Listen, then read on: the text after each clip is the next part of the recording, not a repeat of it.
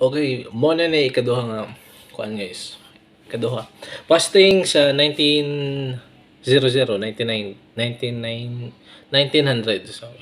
So nagkanak sila research guys kung effective ba jud ang fasting sa weight management. So based on the numbers here, 1900s, researchers began to use interest effects fasting on obesity. So sa mga tambok, pare na ho tambok. Okay.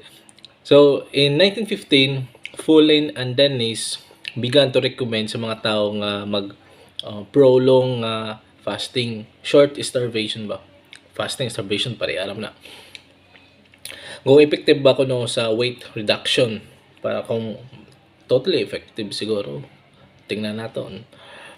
They only recommend prolonged session for extreme cases of obesity. So, kung tambok na jud tao, tambok na. So, recommenda nila ni 990s kung na mag-fasting prolong. Pero kung di ka kadjok tambok, okay raman.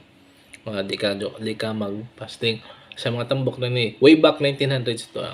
So, muna ilang result guys.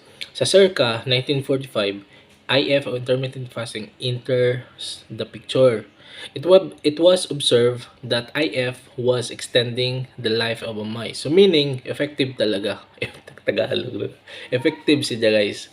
So na-extend ag life sa usa ka ilaga nga ilang gi-eksperimentuhan nga wa nila gipakaon nga so many days nga butang na nila wa may butang nila dire gud nga 40 days o 30 days. So na certain siguro time butang na 15 days nga kinabuhi sa mice king taas. So mo to effective sa mice. So meaning effective sa tanan do na guys. So madto ta sa next session na pod. Salamat, bye bye.